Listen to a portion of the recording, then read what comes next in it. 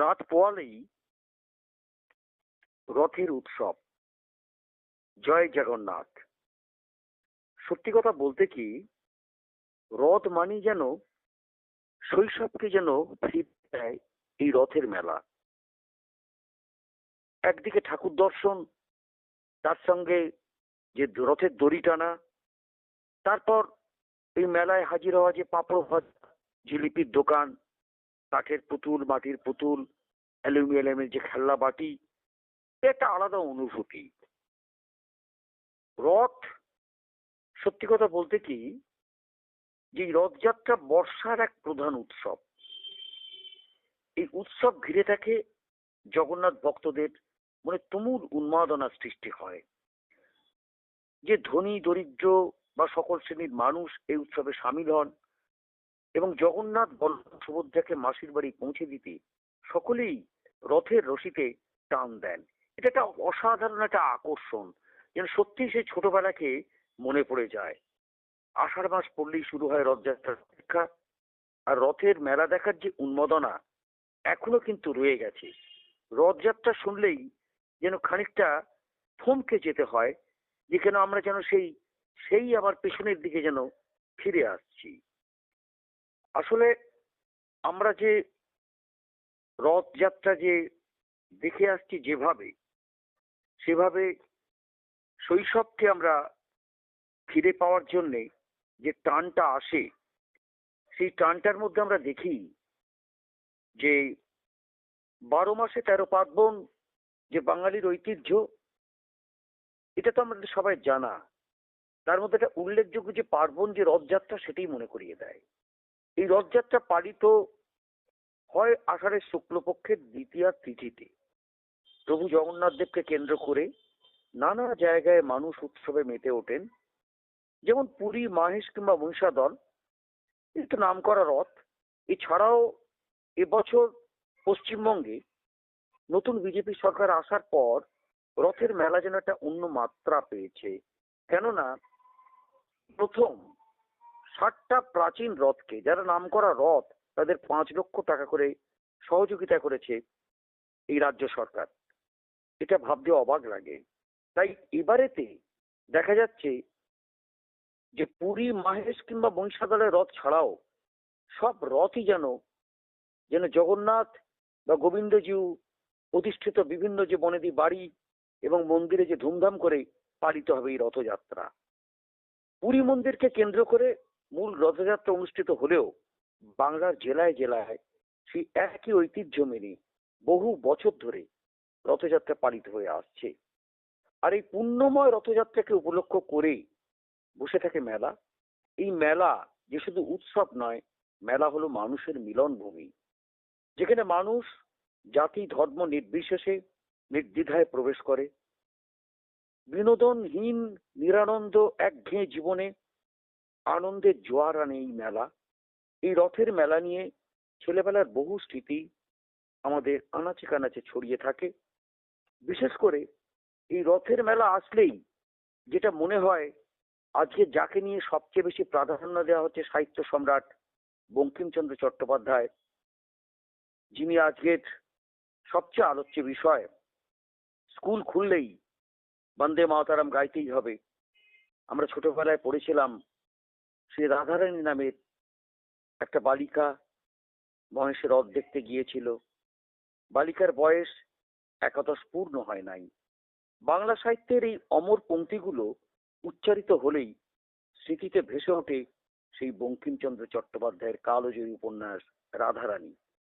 সেই উপন্যাসে মাহেশের রথযাত্রা কেবল একটি ধর্মীয় উৎসব নয়, বরং মানব জীবনের বেদনা, আশা, ভালোবাসা ও নিয়তির এক মর্মস্পর্শী পটভূমি। দুঃখিনী রাধারানীর হাতে গাঁথা বনফুলের মালা আজও বাঙালির সাহিত্য স্মৃতিতে রীতিমতো অমলিন। 19বিংশ শতাব্দীর বঙ্কিনী উপন্যাসের যে সেই 10-11 বছর বয়সের সেই নায়িকা রাধারানী আজও কিন্তু সবাইয়ের মন কাড়ে যখনই রথের মেলা আসে, এবং মাহেশের রথ যেন মনে হয় রাধারানী যেন ঘুরছে আজও। এটা একটা সত্যি ভাববার ব্যাপার। এখন এই যে রথযাত্রা, একে যেভাবে আলাদাভাবে যে মাত্রা পেয়েছে, এই মাত্রা পাওয়ার পর আমরা দেখব কালকে রথযাত্রা কিভাবে আরো বেশি আকর্ষণীয় হয়ে গেছে। যে আরো বেশি আকর্ষণীয় হয়ে উঠবেই, কেননা জগন্নাথ তো গণদেবতা। কে সেই জগন্নাথ? একটু জগন্নাথের সম্পর্কে একটু বলি। শ্রী জগন্নাথ অক্ষাৎসরি শব্দ। এই প্রতিটি অক্ষরের একটি করে অর্থ আছে। যেমন শ্রী, লক্ষ্মী, ভক্তি, প্রীতি আর শোভা প্রদানকারী, তাই তিনি শ্রী। জ শব্দে তিনি স্বয়ং সৃষ্ট জগন্ময় ও জ্যোতি স্বরূপ। সব দেবদেবী, জগৎ সংসার, বেদ, মন্ত্র, যোগ ও জ্ঞানের উৎপত্তি স্থল। গ অর্থে সাগরের চেয়েও গভীর ও অনন্ত। তিনি গৃহ, গুরুতর, সর্বগঞ্জন ও দুঃখীজনের উদ্ধারকারী, দুঃখ নিবারক। না অর্থে, অর্থাৎ দন্তের নয় নয় যেটা আছে, তিনি নিরাকার, নিরালম্ব, নির্বিকল্প, নিত্য ও নির্মল। নিরাকার, নিরালম্ব, নির্বিকল্প, নিত্য ও নির্মল। থ, জগন্নাথের যে থ অর্থে তিনি পরমাত্মা, পরভূতের প্রাণস্বরূপ, হৃদয় সিংহাসনে বাস করেন। তিনি সুদর্শন, স্থির বুদ্ধি সম্পন্ন ও চতুর্বর্গ ফল প্রদানকারী। এই চতুর্বর্গ যে ফল প্রদানকারী সেটা কি না, এই চতুর্বর্গ ফল হচ্ছে ধর্ম, অর্থ, কাম, মোক্ষ দাতা। তিনি সর্বজীবের হিতকারী, অনাথের নাথ। তিনি অনাথের নাথ, তিনি জগন্নাথ।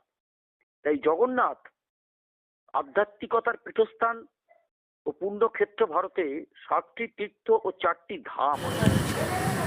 এই 4 ধামের মধ্যে বিশেষ ধাম হল এটির অনেক নাম আছে। জগন্নাথ ধাম, পুরুষোত্তম ক্ষেত্র, শঙ্খক্ষেত্র, শ্রীক্ষেত্র, দশাবতার ক্ষেত্র, মর্তের বৈকুণ্ঠ ধাম, নীলাচল, পুরী ক্ষেত্রের অধীশ্বর শ্রী জগন্নাথ মহাপ্রভু জগৎ সংসারের পারাপারের একমাত্র নির্ভরযোগ্য নৌকা।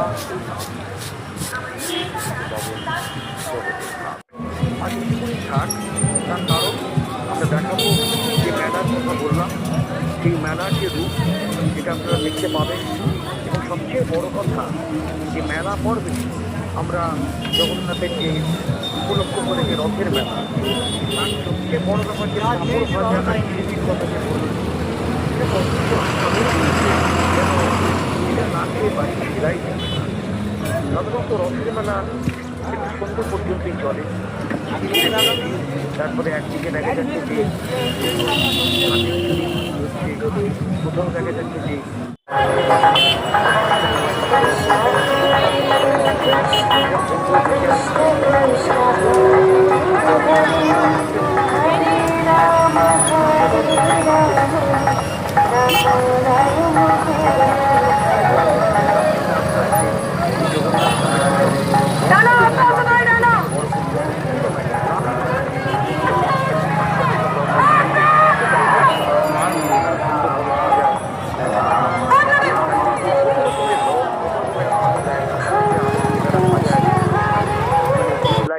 এখনকার সেসব লাইট দিয়ে তারা সাজায়। এবং তার সঙ্গে যে মাটির পুতুল, অ্যালুমিনিয়ামের খেলনা বাটি এগুলো বিক্রি হচ্ছে। এক আলাদা অনুমতি, এক আলাদা অনুভূতি। এবং এই অনুভূতিকে এখনো পর্যন্ত যেন মনে হয় ফেরানো যায় না, সেই শৈশবকেই ফিরিয়ে দেয়।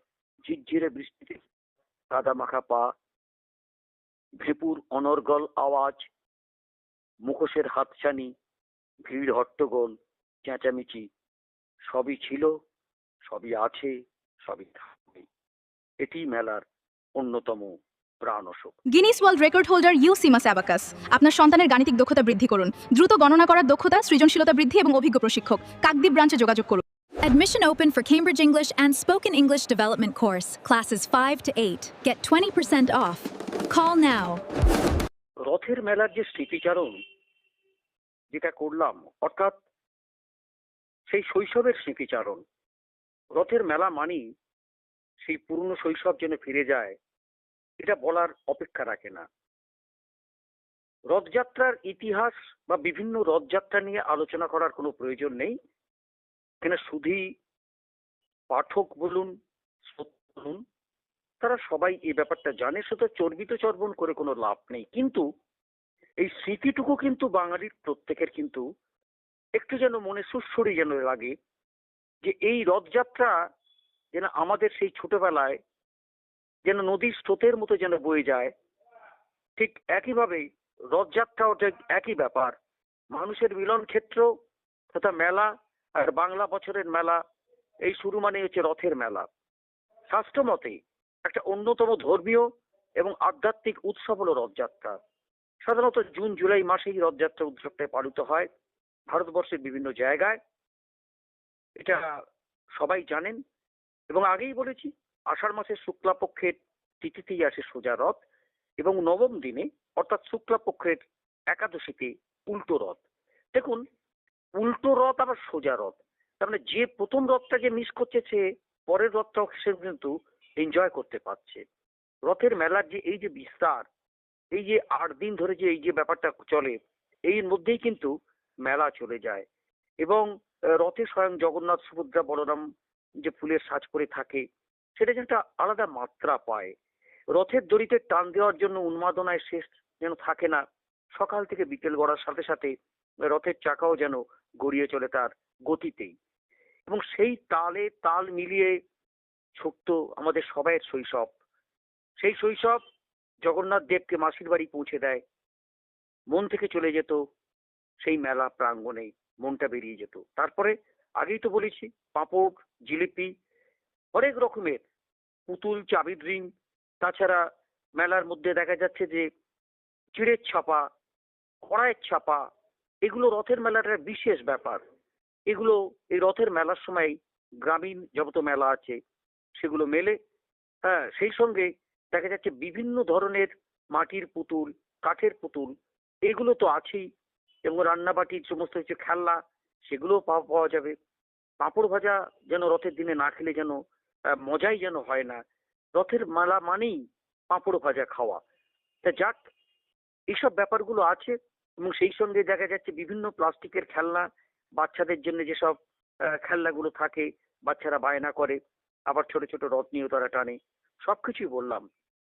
তবে একটা কথা, সময়ের সঙ্গে জীবন বদলেছে, শৈশব হারিয়েছে এক পশলায়, জীবন বাঁধা পড়েছে নিয়মিত সময়সূচিতে। কিন্তু তাই বলে হারিয়ে যায়নি এই রথযাত্রার আনন্দ, হারায়নি রথের মেলাও। আজও গ্রাম থেকে শহরের বিভিন্ন প্রান্তে রথের আনন্দে মেতে ওঠে ছোট থেকে বড় সবাইয়ের হৃদয়। তবে যুগের তালে তাল মিলিয়ে একটু হলেই যেন বদলে গেছে সেই আনন্দ উপভোগের মুহূর্তগুলো। কারণ বর্তমান সময়ে মানুষ অনেক বেশি সোশ্যাল মিডিয়া নির্ভর। ব্যস্ততার মাঝেও মেলায় গেলেও সেই ছোটবেলার মুহূর্তগুলো হয়তো আর সেভাবে উপভোগ করতে আমরা পারি না। কতক্ষণে 4-5টা ছবি তুলে সোশ্যাল মিডিয়ায় পোস্ট করব, সেটাই যেন মূল লক্ষ্য হয়ে থাকে। এই সোশ্যাল মিডিয়ার জন্যই যেন তাড়াহুড়ো হয় যে আমি কোথায় আছি না আছি জানাবার জন্য মুহূর্তের মধ্যে পৌঁছে যাবে লাখ লাখ মানুষের কাছে। তবুও বাইরের রূপ রং বদলে গেলেও মেলার উৎসব আনন্দ বয়ে গিয়েছে, বয়ে যাচ্ছে, বয়ে চলেছে ঠিক আগের মতোই। কবিগুরুর কথায় তাই বলি, যেন জীবনের কথাই যেন উনি বলে গেছেন, উড়িয়ে ধ্বজা অব্রভেদী রথে, ওই যে তিনি, ওই যে বাহির পথে, আয়রে ছুটে টানতে হবে রশি, ঘরের কোণে রইলি কোথায় বসি, ভিড়ের মধ্যে ঝাঁপিয়ে পড়ে গিয়ে ঠাঁই করে নে তুই রে কোনো মতে।